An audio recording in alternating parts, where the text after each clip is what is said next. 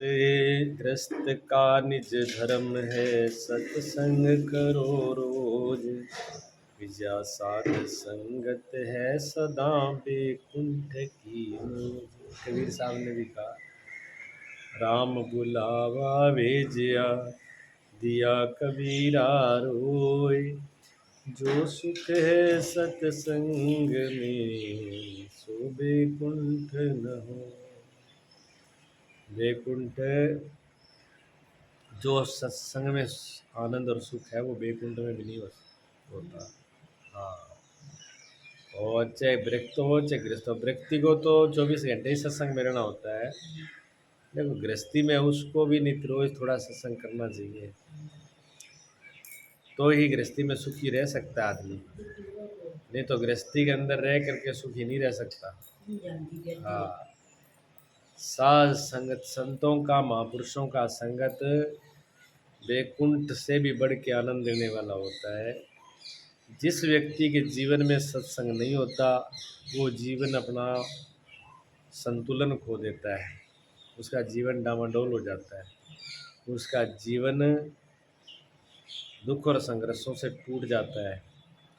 सत्संग ऐसी ऐसी जड़ी बूटी है कि उसको सेवन करने से संसार के सुख दुख तो आते जाते रहते हैं, पर वो पार कर जाता है, ताकत आ जाती है।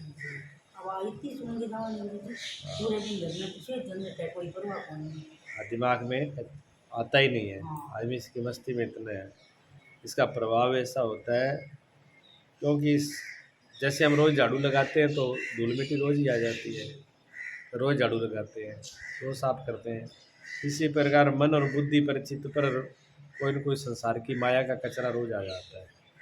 सत्संग करने से वो साथ के साथ साफ होता रहता है, निर्मल रहता है मन। सत्संग गंगा में नहाई के, पाप तू धोले प्यारे। सत्संग जो है वो गंगा की तरह है। गंगा में भी पता नहीं कितने पाप धुले हैं, कितने दान धुले हैं, ये पता नहीं चलता, पर सत्संग में तो स्पष्ट पता चल जाता है कि कितना अंदर से पाप साफ हुए और कितने बाकी है।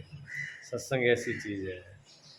तो पापों को धोने का सबसे उत्तम सरल उपाय सत्संग है।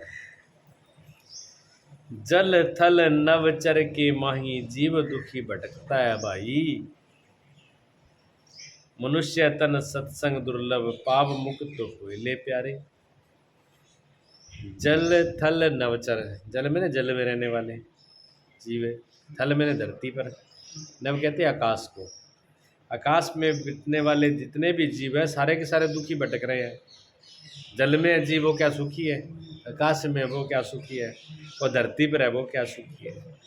कोई किसी जगह पर भी जीव सुखी नहीं है। मनुष्य तन सत्संग दुर्लभ, पहले तो मनुष्य का तन ही दुर्लभ है। मनुष्य का शरीर मिलना 84 लाख योनियों में कितने जीव भटक रहे हैं, उसमें परेशानी है। और दूसरा,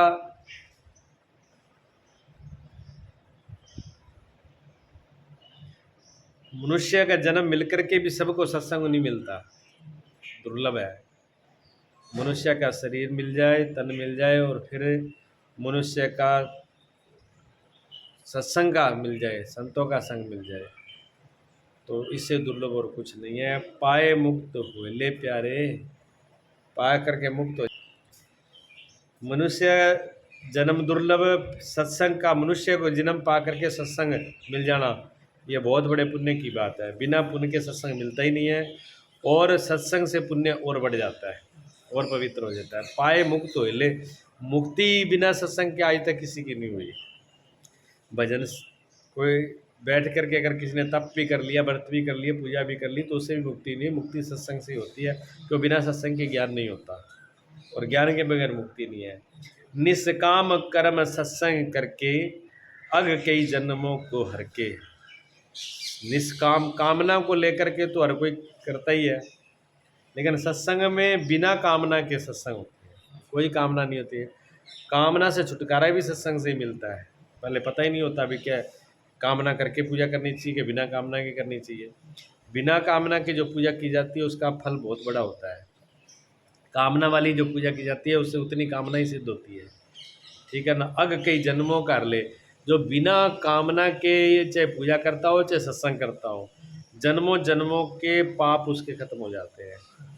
और आपने मांग करके किया कि मेरा तो ये काम हो जाना चाहिए मैं पूजा करूं, तो बस उतना ही रहेगा वो। हाँ, ये उतना ही फल मिलना है, इतना की। जैसे छोटे बच्चे को टॉफी दे के राजी कर लो, बस इतनी बात है, ये टॉफी देना ही है।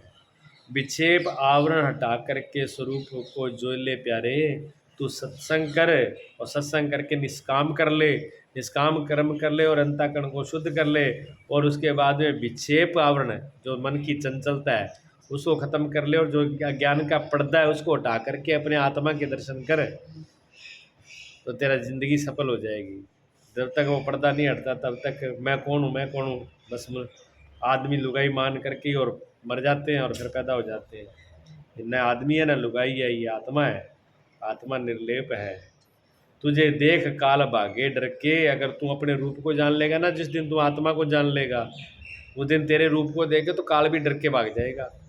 क्यों, काल आज सबको खा सकता है पर आत्मा को नहीं खा सकता, और हमें आत्मा का ज्ञान नहीं है, इसलिए फिर काल से हम डर रहे हैं।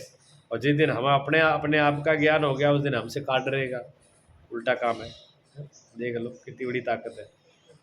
हाँ जी, ये ताकत खुद में है। आपन तेज सवारे आपे, और उनका तीनों लोग काम पे। हनुमान जी के लिए है ना, अपना तेज सवारे, अपने आप को अगर जागृत करो तीनों लोग कांपते हैं, ऐसी अगर आत्मा रूप अपने आप का जग गया तो तीनों लोग कांपेंगे, इतनी पावर है। तुझे देख काल भागे डर के, मृत्यु भय होले प्यारे, मृत्यु का भय हो जाएगा प्यारे, अमृत आज़ाद हो जाएगा। सत्संग अमूल्य निधि है ऐसी, विजयानंद सदा सुख देसी। ऐसी संपदा है सत्संग, इतनी बड़ी संपदा है, ऐसा खजाना है, सदा ही सदा सुख देने वाला है। जर मन का दुख नहीं ऐसी रेसी, अगम घर सोएले प्यारे। जन्म मरण का दुख नहीं रहेगा, और तू अगले अगला घर जो अगम का घर है उसको पहचान ले, उसको पहुँच जा, वहाँ पर आके सदा के लिए आनंदित और मस्त हो जाएगा। ये सत्संग का प्रभाव है, ठीक है ना। सत्संग के बगैर ना मोक्ष है, ना दुखों से छुटकारा है, ना अगम का पता चलेगा, ना ही पीछा छूटेगा। बोलिए सच्चिदानंद।